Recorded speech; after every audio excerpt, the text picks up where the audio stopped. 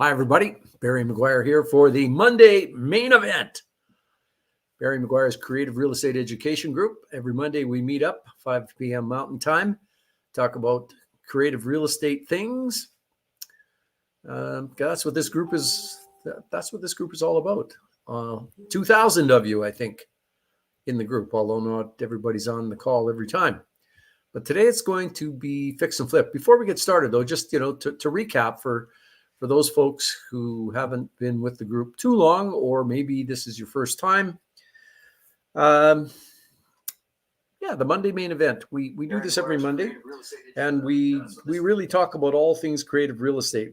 We have experts on in various fields. We've had mortgage experts on, and tax experts on, and insurance experts, trust experts. We have our focus team leaders come on and help out as well. Investor Spotlight. When one of you folks comes on and talks about a deal and whether it's a good deal or a bad deal and what you learned, I really like those ones. I find hearing about real deals is an excellent way to do it. Last week, we talked about an RTO deal that one of our members had put together and had just successfully finished it. Finished on an RTO deal means that your tenant buyer has paid you out. So education. I mean, this group is all about education. We are not $30,000, got to pay us, and we're doing real estate coaching here. We teach about real estate. We teach about the legal side of real estate. We teach about how it fits together. We do that through focus workshops, which we used to do them live all the time, but with COVID, we haven't. The next one is coming up in April, probably near the end of April. And it's going to be what we call our Rapid Cash program, which is a full 2-day event. I love the Rapid Cash program. It's a full breakfast in the morning, just not muffin and Nescafe. It's full breakfast, sit down, get to meet your guys who you're going to be with for 2 days, full lunch, great coffee breaks, great questions, great networking. But what we also have digital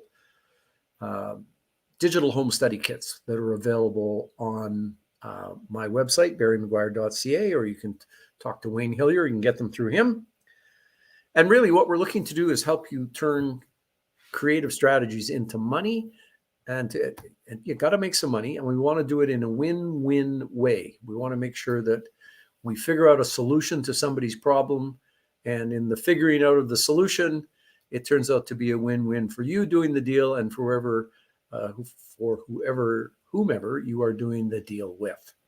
We don't beat people up. That's one of the other reasons we call it win-win. So today, enough of that. Today, we're going to talk about fix and flip, success factors in fix and flip. Generally, anything we can think about that will help you be better at fixing and flipping. So fix and flip.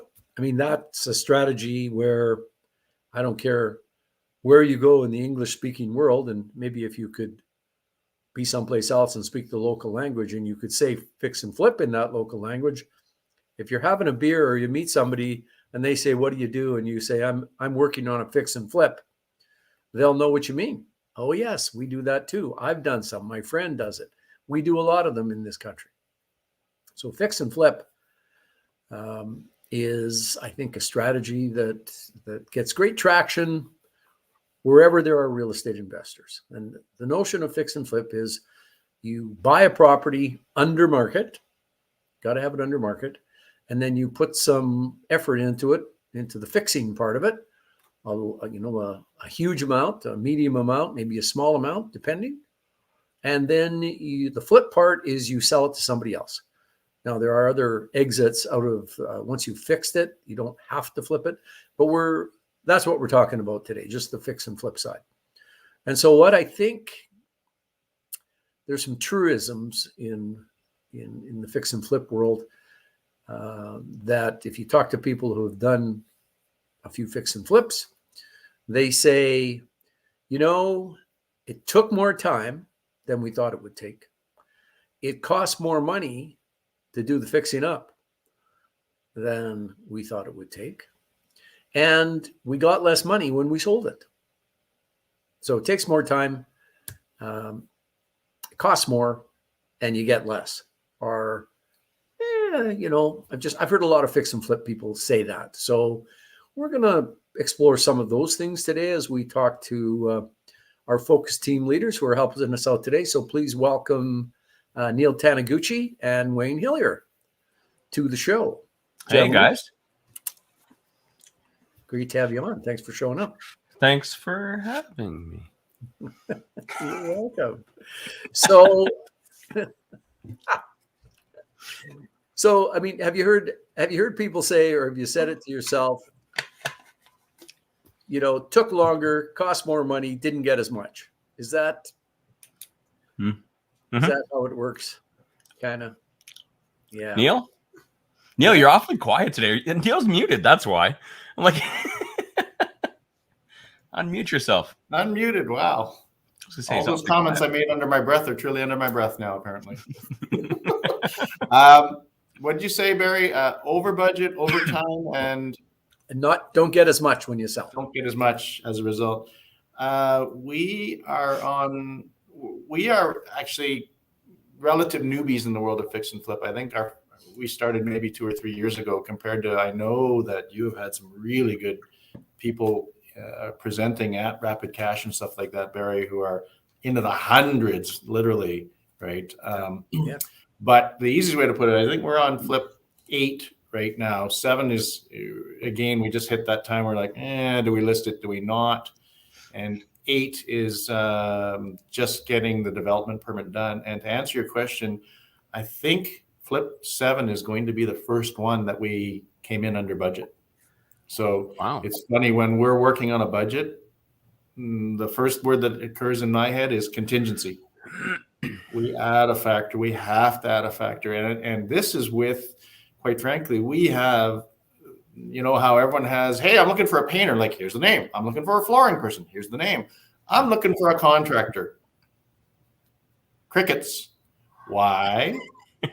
When you have a good one, you hang on to them. You want to keep, my job is to keep our contractor fed. His funnel needs to be full, because the day that his funnel is not full, he has to keep, gone. I'm calling him.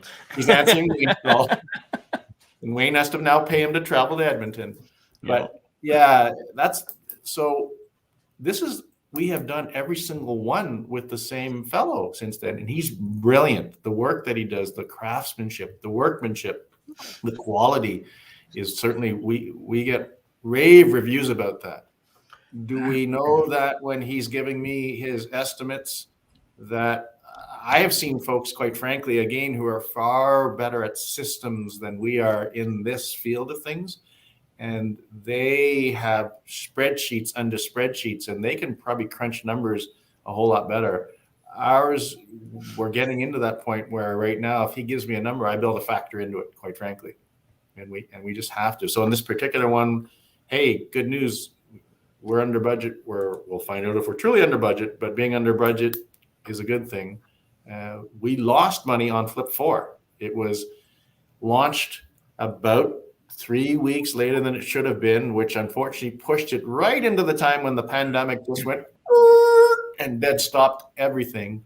And so we had zero traffic. And, you ask anyone who was in sales or the realtors, everyone was like, oh my goodness, what's happening? And then it came roaring back sometime last summer, and we launched that one and we sat on it. So we paid more money to, I'm sure you're going to touch on hard money lending as a factor. We paid more money to our lenders / investors, and that's okay. And we kept them whole, which is another point, right? Just because we lose doesn't mean you can go to your people and say, hey, Wayne, do you mind if I give you a haircut on your, on that $100,000 that you lent me in good faith?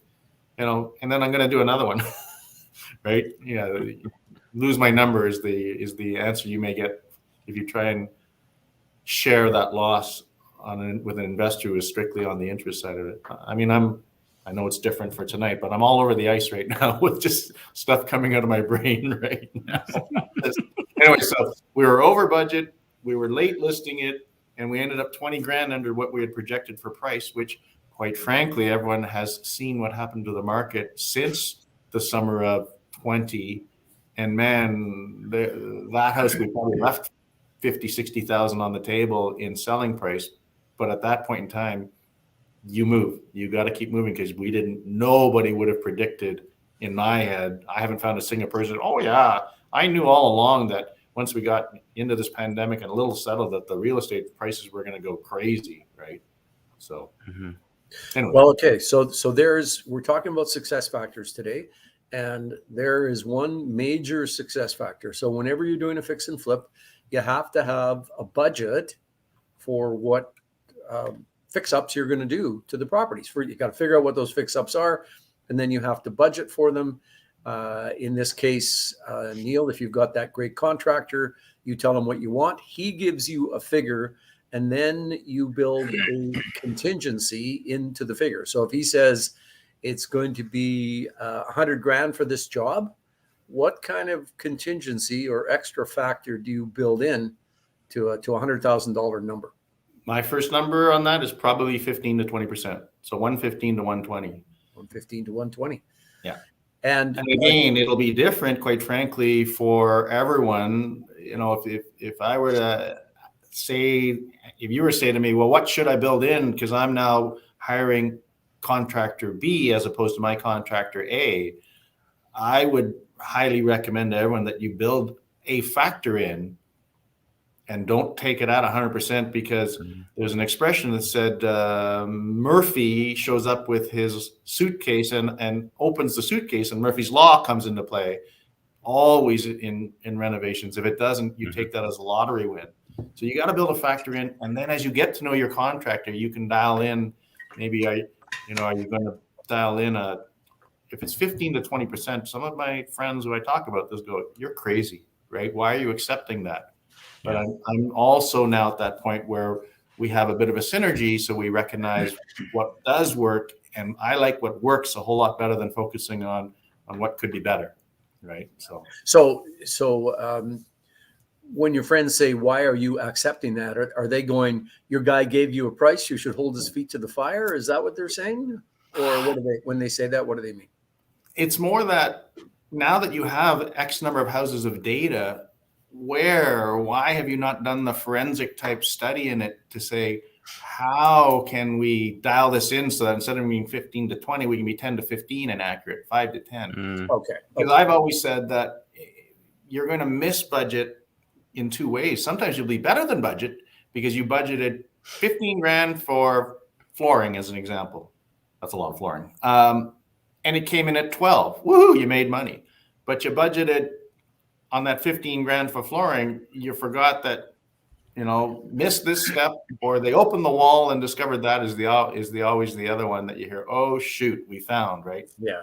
We didn't expect to find. It's kind of like when you take the car into the shop and they say, here's what we think it is, but we'll diagnose and we'll let you know, right? Or in the body shop business, they call it a supplemental assessment, because they can only see what they can see on a crashed car, and they start pulling it apart and they go, oh, missed that, right? So yeah, that shows up, folks. That shows up a lot in fix and flip, is the unexpected.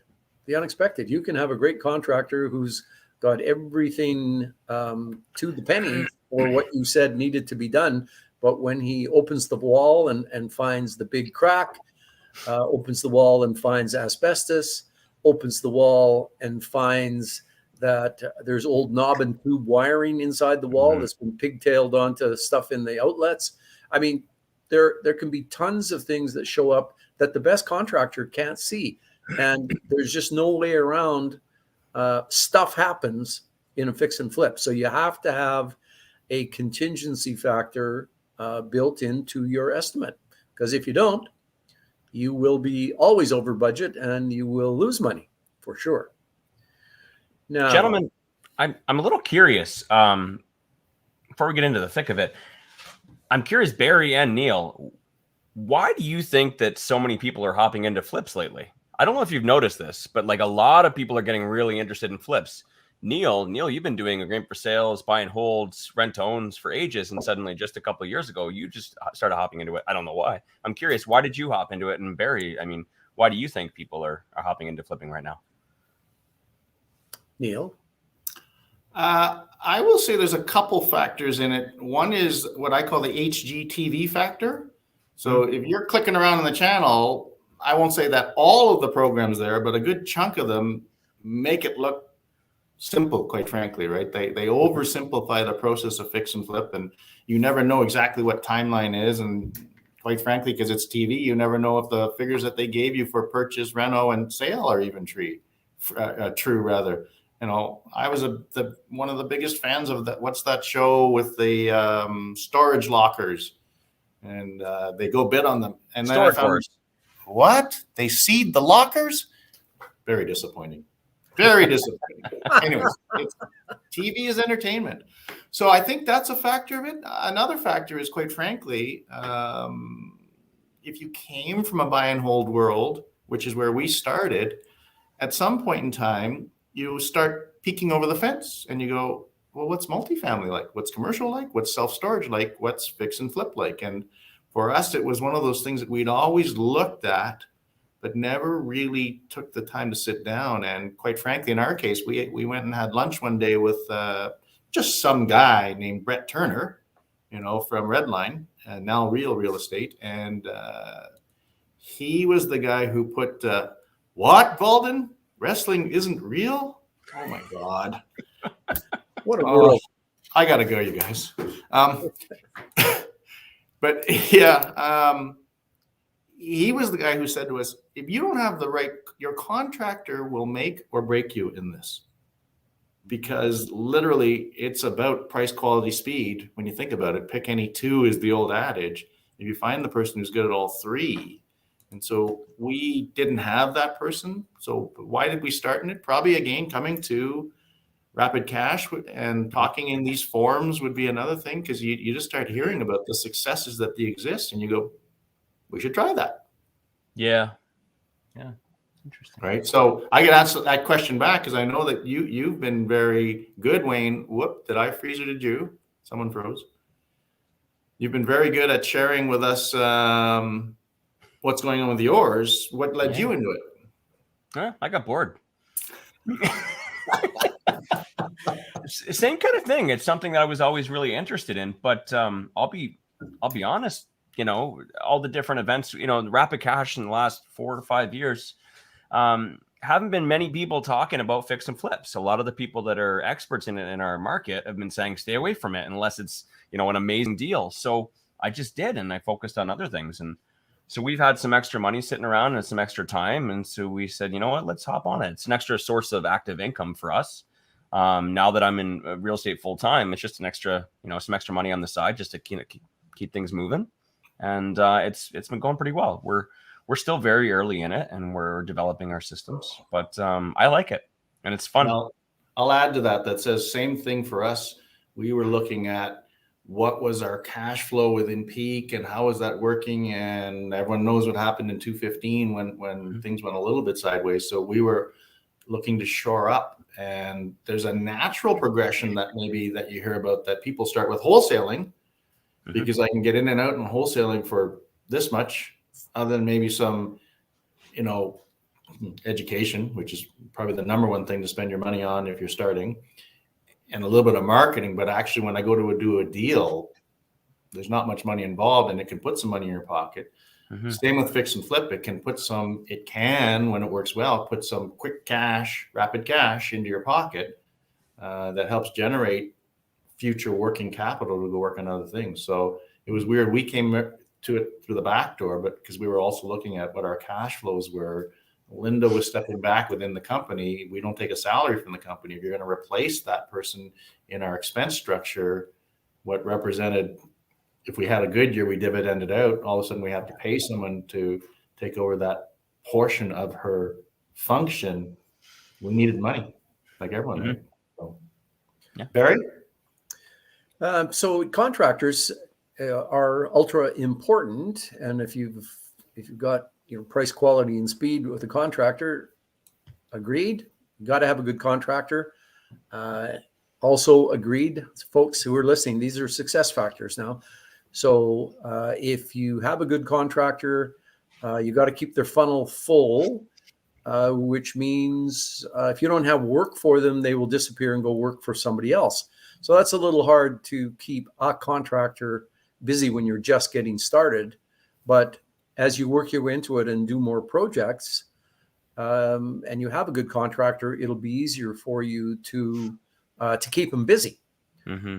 But well, let's talk about a couple of things here. Finding a contractor and supervising a contractor. So I've heard numerous tales from my clients about hiring someone who seemed good, who had a shiny book full of pictures of things they'd done, and it turned out they were a dud. And their comment was, I didn't really check them out. How do you check out contractors or tradespeople to get some idea of whether or not they are competent and capable, and whether or not they're telling you the truth about who they are and what they can do? How do you do that? Referrals are great. If you can get a referral, that's the greatest place to start. But for, like we said earlier, a GC, general contractor, most people are holding them and keeping them tight. Like, I'm the exact same way. People ask, who do you use? And you use my guy. I'm keeping them busy.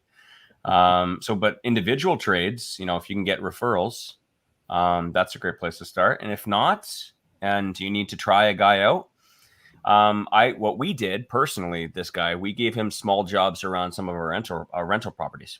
Bingo. And say, hey, we got this thing that's broken over here. And he fixed it. And he just did, I didn't expect, a great finishing work on the repair.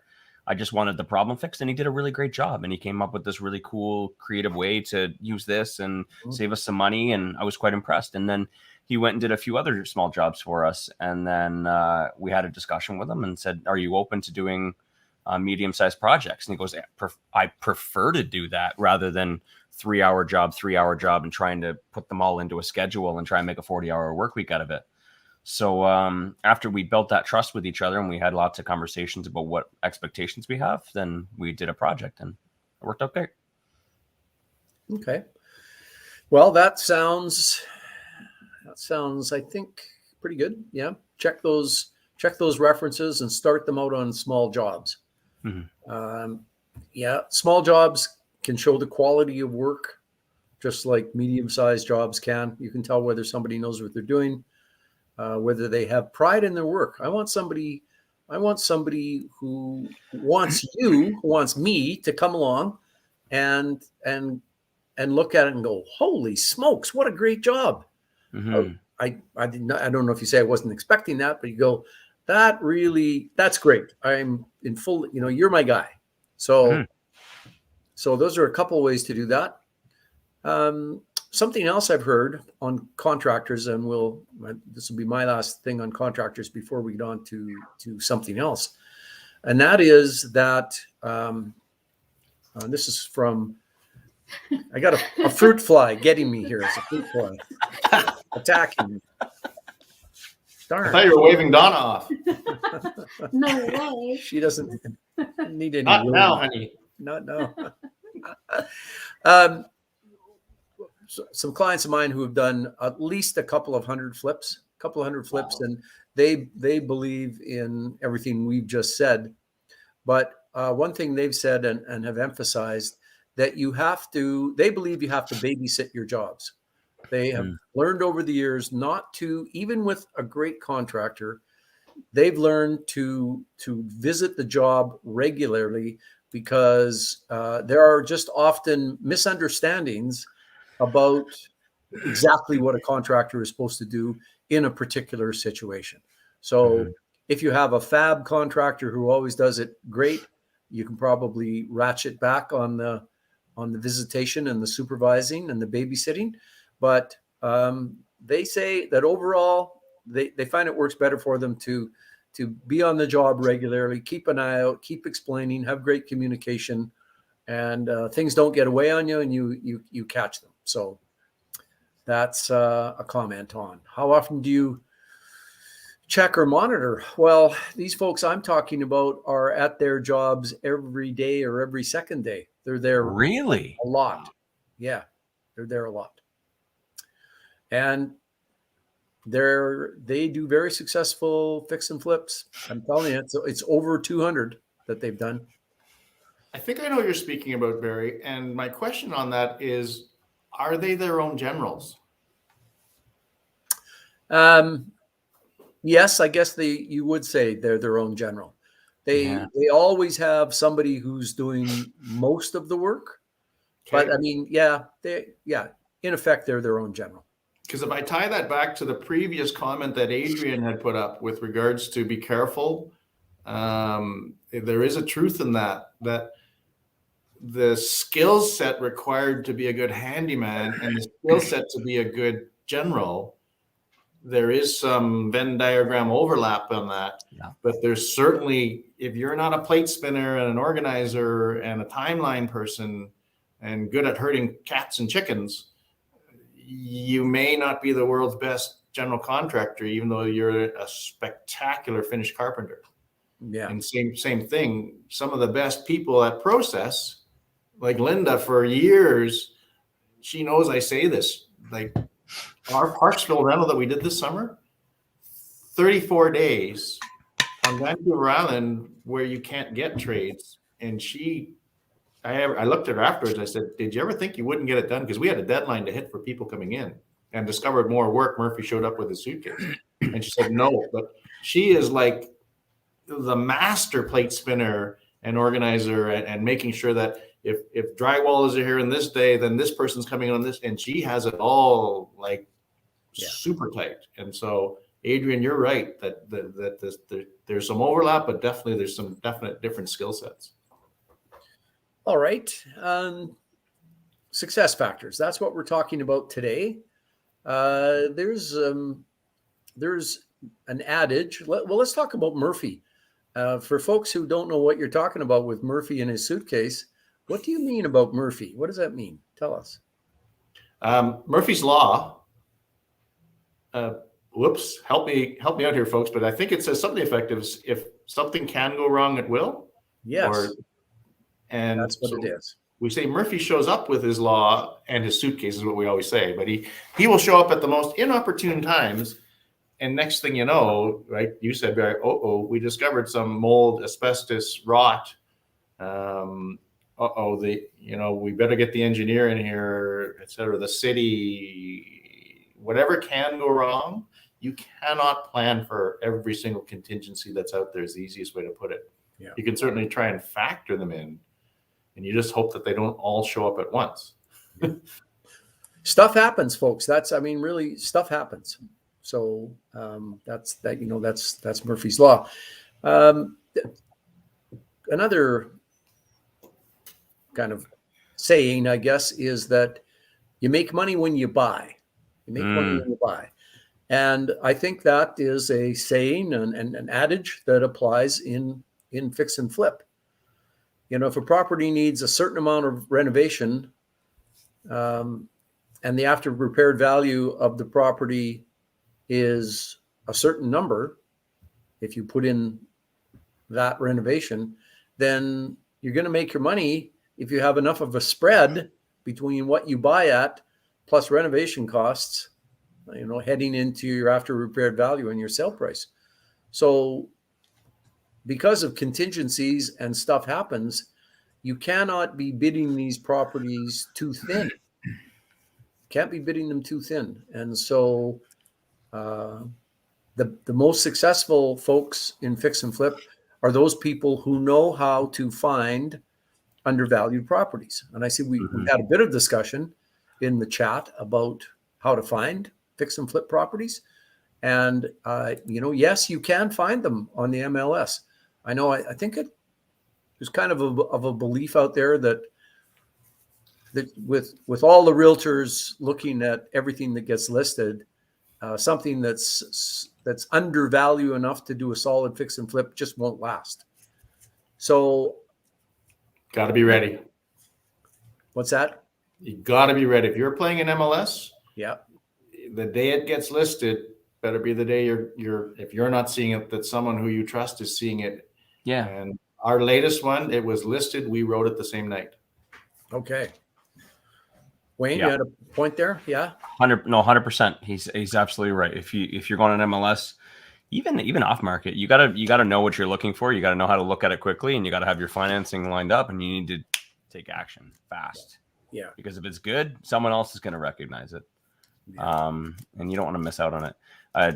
Going back to what you were just saying a second ago, focusing on the buy is super important because it's one of the few things that you can actually control, because you can't control what the price is going to be or the value is going to be when you're done the renovation. The market is the market. You can't control that, but you can control what you pay for it. And you can control how tight you keep your crew and your budget. So I think the buy is probably the most important out of the three. Yeah. And as we think about that, I go back to my clients who've done all the fix and flips. They kind of remind me of Andrea in a way, in their ability to talk to a seller or a property owner, or just work on a purchase where they explain why they need to pay a certain price to make the deal work for them, and why that's a reasonable price for the seller to accept. There's an art to putting the price to the seller in a way that will work for you. And one of the things I see a lot is people's buy price is too much. They just pay too much on it, not leaving themselves enough room for the wiggle factors and the contingencies and that it takes more time, and that you don't get as much for it when those factors apply, no matter how much you build in. So when we say these things, it's not that when you go into it, you go, okay, I'm going to have the tightest margins ever. Contingencies, come on, we're not doing that. And the market's not going to stop. It's on the way up, and probably by the time I sell, I'm going to get more than what I thought. I mean, people who do any number of fix and flips don't go at it like that. They go, okay, it's going to take longer. You budget for time, you add a contingency factor for time, and in many circumstances, it takes more time than the time plus the contingency time. So you're over time. You set your costs and you have as sharp a pencil as you can. You build in your contingency factor, and guess what? You're over the contingency factor plus your budget number. And then when you sell, you go, well, I don't know, this is what I think it'll do, but why don't I just knock it down 10 just to be safe? And you still don't get as much as. So when we talk about those things, I expect everybody is building those into their budget, because that's the fuzzy gel-like nature of a fix and flip. Is you can't nail the numbers or the time or the pricing the way you want. So you build in the factors still get exceeded. So your best protection is on the buy side. If you can buy it well enough, that really helps to take the sting out of some of those things that show up all the time. So MLS is a place where you can find deals, but I'm thinking, I don't know if people mostly find their deals on MLS. I kind of thought that really it's our individual marketing plans that we throw out there for all kinds of properties that get us fix and flip opportunities. But I don't know that. So Neil, you've done how many now? You're working on number 8? Number 8, yeah. Are you able to chat about how you found your deals? Yeah, absolutely. In our, quite frankly, we never rejigged our sails on our boat to encompass buying fix and flip type properties. And I say it that way because our initial focus was always here in Airdrie. So our website was Airdrie House Buyers. We would get occasionally people who were coming in with Calgary-based properties. We talked about expanding it to see if we could cast a wider net into Calgary, because quite frankly, it's hard to find a property here in Airdrie that has that split, as we call it, where ARV and where you're buying it leaves you some meat on the bone after you factor in reno, carrying costs, realtor commissions, et cetera, et cetera. So we went into Calgary, and that's where we've been playing. So quite frankly, we've taken on at least 2 that we got from as assignments from within this group, people who are in it. It's a pretty big province with a fairly small family, right? And I'm trying to think how many others. One is the realtor who we met is not one of our normal Airdrie realtors. Has an element where a good portion of his business comes from fix and flip. So he does some marketing to source properties, and he will go into sellers if they contact him with his gig that says, if one of my people buys your house, there's no commission, is what he says to them. So that's his hook to get in there with that. Thank you, Linda. We're pretty happy with that Lakeview flip. So yeah, we've been sourcing probably more than the average person on MLS just because we haven't recast that net. But I know that we've been also getting a few calls as we now start to get traction and word out that we are looking for these. I'm getting the odd call from wholesalers going, hey, I've got a property you might be interested in. Okay. Wayne, what about you? You just jumped into it, but how are you finding your fix and flips?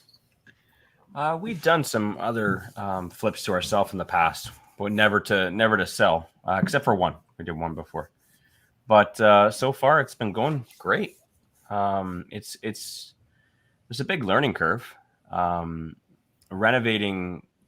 Doing renovations to keep as opposed to renovations to sell. It's extremely different, and it had been a couple of years for us, so we were out of the game. We didn't know where to get carpet now. We didn't know what handles and trim and finishings were in style. We weren't renovating for rental anymore. Now we're renovating as a home for someone. So we had to consider that. So much learning we had to do on the first one. And those finishings are significantly more expensive. The black handles are significantly more expensive than the chrome handles. So it's been good. We made plenty of mistakes in the first one. We made even more mistakes in the second one. We were talking about contingencies and staying on the crew. Like we thought, hey, this is going great. There's so much trust here. It's only one guy doing it. There'd be an electrician come in from time to time, plumber come in from time to time. It's mostly just one guy. And it was really easy to hold him accountable. And then, so this current project, he brought in his friend to get it done faster before Christmas, and his friend brought his daughter, and so it tripled the labor. And we let it go for 4 weeks, and we were very busy working on some stuff. And I've told this story on my podcast and recently, but after 4 weeks, I said, Gab, can you check in on the labor and just see how things are going with the budget? And she goes, yeah, sure. And she checks on it. And we're $8,000 over on labor in the first month in 4 weeks. And I'm like, I pulled up my calculator. I'm just like, that's 200 hours. How the heck did we lose 200 hours in 4 weeks? Because we were looking at the budget, the total budget, and we're 200 hours over budget. I'm like, where did this go? And so we had to dig deep and find out, like, what do we do differently? Like, we didn't change anything significantly, but we found out that it was like asking them to trim that wall to create a little more, space, and asking them to do that feature wall, and asking them to replace all the doors. And, we might as well do the frames as well, because the frames were beat up and it's going to take lots of time to fix the frames. So we redid this and we redid this. And instead of, doing curtain rods in the closets, we framed it in so we can put bifolds, and just like all those little things, it ended up adding up into more and more hours. And we went extremely over budget. But we learned a lot, and we, through those lessons, we may break even on this deal. What we gained was a ton of experience, and now we know what to do and what not to do going forward. Yeah, you're learning on the job, isn't that true? And I mean, part of that is the supervising factor.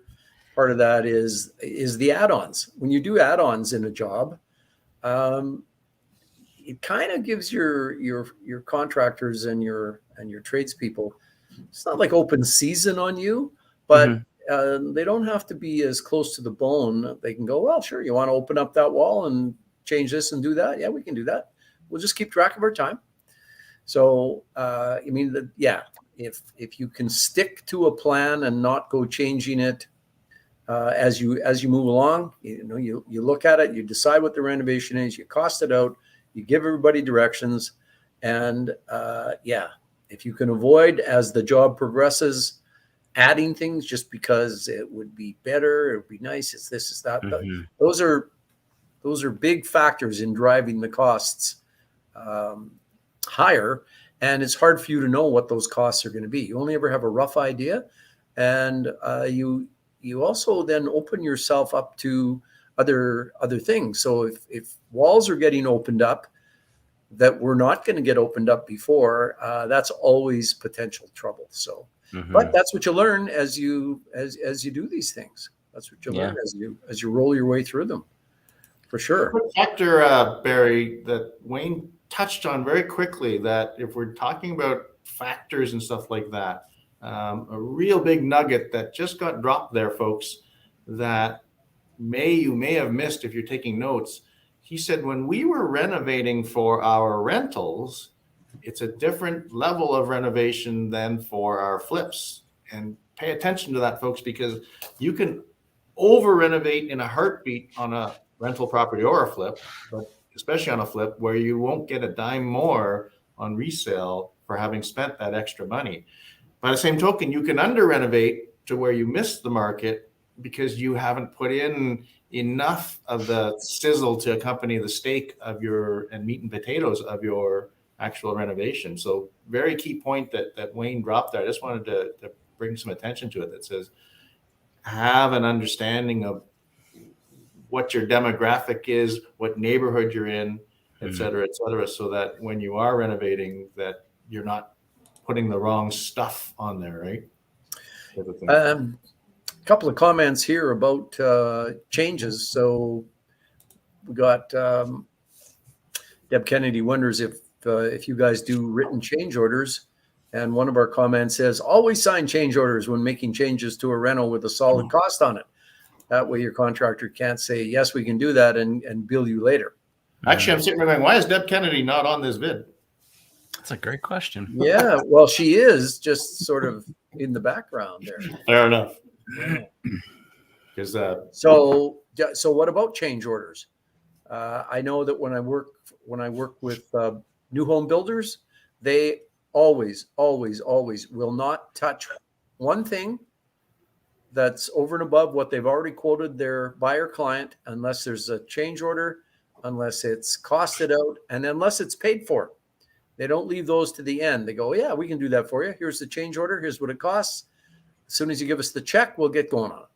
So Deb's making dinner. Okay, you're off the hook, Deb. Here, Deb. Dinner. So consider change orders as Just happened to have crackers sitting beside me. Crackers, Barry, you got cheese? We're good. Yeah, no. I'm getting paid by Campbell's for this, you know. I've got cookies. Why do we have random food beside us? All right. Other success factors. Hey, someone's asking what a change order is. A change There's order. a ton of questions as well. Well, let's talk about what that is. A change order is a piece of paper where you say to your contractor, I want you to open up this wall and give us, another foot of room in this, make the doorway a foot bigger. And the contractor gives you a one-page paper, says, change the room by adding 1 foot more to the door. Cost $1,500. And then you sign that change order, and that is telling him to do the work that you told him to do, and that you're acknowledging what the cost is. So a change order is a written change to an already existing job that talks about some new work to be done and the cost of doing that new work. Modification of the original spec. Mm. Modification of the original spec. That's even a better way to say it. Yeah. Now, So do they do them? wow. Now, do you guys do change orders? Wayne, you're just getting started. You might not have that worked into your set of things you do yet. But Neil, at number 8, what about you? I will say this. I'll sidetrack, and I know again for those who watch these regularly that that's a rare thing for me to sidetrack. For a quick second, that says one of our success factors that we've, quite frankly, it was just we didn't even think of it. The contractor came to us with this proposal, and he works for less than market value wage. It's incredible, quite frankly, but he takes a piece of the pie on the back end. So he's playing for net profit. So it means that quite frankly, our situation is probably different than the majority of folks will have, because he's now he is essentially a partner in this deal. Now we protect him on that house flip for him when we lost money. Unfortunately, he worked for a crappy wage in that time, but we didn't make him take a loss with us. We told him we would indemnify him against the losses that way. But he has seen, on some of the big ones, there's some big bonus checks that are getting written to his end. And we're happy because, again, I hear Linda in my head, and one of her comments, one of her sayings or complaints would be, some contractors know how to save your money for you and are cognizant of it and want to do that. Others, as she says, they just belly up to the bar and they just pay because it's convenient for them to go and shop at this place. And if they had gone over here, and you pay people to run around, but in that world of shopping versus not shopping, some are just content to just spend your money like, sailors on shore leave type of thing. So I sidetracked. What was the question again? Do you do change orders? So yes or no? Yes or no? No, we do not, because he has, quite frankly, the authority to midstream. He'll talk to me about them. But a lot of times I'm just like, I'm a rubber stamp really when it comes to it, because he has a piece of the pie. Which is different. I haven't run into too many folks, maybe one other person who does that. I like the notion of a big guy who's got a piece of the pie. I think that's a great idea. But Not enough person. Don't do that coming out of the chute, folks. Wait till you get a bit more experience. So we're coming close to the end, and there are some questions. Wayne, why don't you pop up some questions we haven't answered yet, and let's see if we can get some stuff done for people here. I'm going to scroll way up to the top because we had some earlier, and I'll go through them all. All right, you scroll and pop them up there. That's another comment while Wayne is scrolling. And actually, here's the question that's perfect. A good factor for us is having a realtor who is dialed in on this stuff and understands and can say, like, here's a tip for you if you're trying to train your realtor. Again, Brett Turner was the guy who years ago at one of the RAIN meetings brought it and said, we went and we grabbed all the properties and we filtered to find a property that had been sold twice in the same 12-month period. I mean, it can happen because there's a change in a family scenario, but typically that's a fix and flip. Bought, resold, especially when you can see a spread in it. Not bought it at 500, sold it at 500 or 485 or 515, but bought it. Again, if you're in the Calgary area and you've even sniffed around fix and flip, everyone's heard of Acadia. We've done two in Acadia. Acadia is darn near picked over today, and everyone knows about it, that it's hard to get a buy in Acadia anymore. But in the old days, when the values before they went up, if you bought in Acadia, you wanted to be 360, 375 for a bungalow, 1,200 square feet with a double detached garage. You would spend $100,000 in a perfect world, maybe $125 on it, and then list it for the upper fives, 585, 595. So the split on that was just over the $200,000 mark. And if you do the quick math with carrying costs on that, that should have yielded you didn't want to shoot for 30. I had a discussion with one of the other investors in this area, and they had said there's times when they'll do one for 15,000. Like, good on you, but I don't ever want to go into one looking for a $15,000 profit, because like we talked about, your contingencies in Murphy, unless you're really conservative on that 15, that you undershot where you think you're going to finish and you overshot everything, then maybe, and it fattens up from there. But I don't want that to be my realistic end, because that's a lot of risk to put out there to get that money back in that amount of time. So anyways, having the right realtor on your team is where you can find them. Someone who understands it, someone who knows a neighborhood, who knows where they're happening. I don't know what city, unfortunately, you're in, Chunji, but if you're in Edmonton, where's the activity happening right now? And there's more than one version of fix and flip in every town. Lots of investors fixing and flipping to investors by suiting houses up in Edmonton. I hear that buzz all the time. I don't see as much of that in Calgary, quite frankly. Yeah. Well, got to have a dialed in realtor. Yes, you can find them on the MLS. Yes, you can have your own marketing program that's tailored to people who need to sell and who have the kinds of properties that you are looking for. You know, it's the kind of property where you go into it and, you know, the toilets are plugged and you can barely breathe, and you say to your partner, smells like money. Smells like money in here. Pink tub, pink toilets, love it. Yeah. Yeah, the last one that I heard about that was like that, these clients of mine told me that they couldn't breathe when they were in the house, and that when they finished looking at it, that they got in their car and drove away about a half a block, and got out of the car and went out on the grass on the boulevard and wiped their shoes because it was so scummy. And that one worked out very well for them. They bought it so cheap because nobody else would look at it. And they made a ton of money on it because they know exactly what they're doing on the reno. It was a classic 1,200 square foot bungalow in an area that they knew.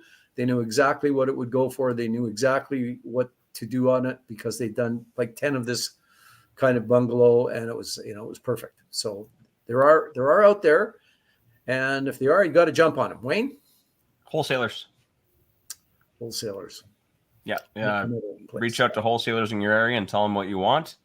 And, 9 times out of 10, they'll go and work and they'll find you an off-market property. If you don't have the time to be scrolling MLS or scrolling listings from your realtor or doing your own marketing campaign, just work with local wholesalers and they'll find you something. I mean, that's what wholesalers do, isn't it? They're looking for undervalued properties. So yeah, find some wholesalers where you are, tell them what you want, and get them bird dogging for you. Is a great way. Be prepared to act, because if you're on a wholesaler's list and they send you 3 or 4 or 5 leads and they think it's a good lead, I mean, if they're feeding you crap leads, folks, that's a different kettle of fish. But if they're feeding you a good lead and you're passing, you're going to fall quickly in that wholesaler or realtor's list. So one of the questions we asked our realtor, not on the first deal, but on the second or third deal, going, how many people are on your list of flippers? And where are we on that list? And we have worked our way to be first on their list, not for new construction, because that's not the type of flip we want to do, right? We don't want to do infills. We don't want to do new builds and tear downs. He's figuring that out because he has sent us a few. But we worked our way to number 1 because he said, when I give you something and it makes sense, Neil, let's go. Right? You don't even think about it. And that's that automatic. Yeah. Arlen Dolan, follow him on Facebook, folks. If you can find Arlen, he's not that hard to find. He's publishing nuggets these days on Facebook. I'm pretty sure it's Arlen's expression. You cannot steal in slow motion. That's a good expression. Yeah. And I apologize, Arlen, if it's not yours. Well, but you should trademark it. But you're right. Arlen's been at this a long time. He's got lots of experience. He's got lots of good things to say. So you can't do it in slow motion. You have to be ready to jump on a deal. And so I guess that circles back to your question or comment at the beginning, Neil, about hard money lending and the ability when the deal shows up and you have to decide fast Are you able to decide fast? Are you able to get that property under contract and close on it? If you don't have a bean to your name and no idea where to get any, you better be careful writing these deals. But if you want to be active in this fix and flip game, you have to be able to buy properties. You have to be able to come up with the money to renovate. You have to be able to market. Can you do that yourself because you got a big line of credit you can write checks on? You have a joint venture. You have people on your who will joint venture with you, who will put up the money. And that'll be a little tough to do till you got a track record. Or hard money lending. Neil, tell people what hard money lending means within the fix and flip framework. The easiest way to put it, non-traditional, as in not bank mortgage type financing, short-term financing that comes from typically private investors or a very specialized mortgage grantor. The name Calvert comes to mind, where they will lend. They target renovation type people, but within the Barry Group, there are people who, if you put your hand up and you say, I have an opportunity for some private lending, or I have some funds to lend out on private lending, the money that goes back and forth within the group to get people started is pretty cool. And again, as you get track record going, hard money lending means, to me, private financing typically. Yes, it does mean private financing. And you might think that finding money is difficult. It's not as difficult as you think, because, as we've said many times, the split is probably, if you have 100 investors, 80 of them want to write a check. They want to be involved because they have money and they want to provide it, and they want to earn a great return on their money. Only 20 of those 100 people want to actually, go and run the fix and flip, or do the rent to own, or do any other kind of creative strategy. So there's lots of private money around, and you just have to get good at doing what you're doing and show people a track record. And if you can do that with one person and finish your project in the time you allotted and turn it around and sell it and pay them back, and they make their money, getting the second chunk of money from that same person, because they want to keep their money working, getting money from that person the second time is easy peasy compared to the first time, for sure. So you need to build if you don't have your ability to get money on your own, you have to build a trap line of people who will lend money to you because they believe in what you're doing, and they think they think their money is safe. So you mentioned Calvert. So folks, that's Calvert Home Mortgage Investment Corporation. They're out of Calgary. They've been in business since 1982, and they will entertain lending you money to do fix and flips. They have their lending requirements, but they understand creative real estate. They understand fix and flip. They're really good at assessing. And if you come along with a property where you say you think you can buy for this and do this amount of renovating and you'll sell for this, they have research and data that will let them say to you, I hate to tell you, but you're wrong on all three counts. You're not going to make any money on this, so we're not going to lend to you. They're a pretty good partner that way to when you're getting started. All right. Started, by the way, with Calvert. One of our I think was our first fix and flip, came to us because there were some investors who wanted to do a fix and flip. It was going to be their first, and thought that they had the Calvert side of it aced, and then realized that Calvert said, no, you need to have some skin in the game. They thought they could borrow all the money and all of the renovation funds. Possibly. That part I don't know, but they thought they could borrow all the money to buy the house for sure. And they went, so they backed up. So the person who had assigned the deal then turned around and said, hey, are you still interested? And we said yes, and assigned it to us. We were actually in second place on that deal, but it ended up coming through. So that's available. It was one of those just dumb luck timing things. So make sure if you're going to go down the route. I was also going to say that your mortgage broker specialist that you have, Barry, Sean Impey and Dan Heon, who are fairly regular on these Monday night things, I would say that both of those gentlemen have some level of access to also some private funds. Yeah. And private funds are also what you develop folks within your own circle, right? So your non-real estate friends, or even your real estate friends, quite frankly. I've lent and had money lent to me by numerous real estate investors right now. Yeah. I actually have some RSP funds sitting right now. Oh, not allowed to plug that on the show. Oh, well, they were sitting, they can sit. What can I say? No, I mean, yes. You build a network, folks, of lots of different things. You build networks of contractors, realtors, hard money lenders, joint venture partners. You start, you add, you do one damn deal, you get better at it, you move along, and it builds. So while we talked about a lot of success factors tonight, I don't know if we've done more than scratch the surface, but I think there's more success factors to fix and flip. So Donna's always wondering what we should talk about, and I think we could come back another time and talk about more things in relation to fix and flip. But for tonight, we're done for tonight. We're out of time. So thank you, Wayne, for showing up and running the show as you always do. Neil, thank you for your, as we say, sage advice.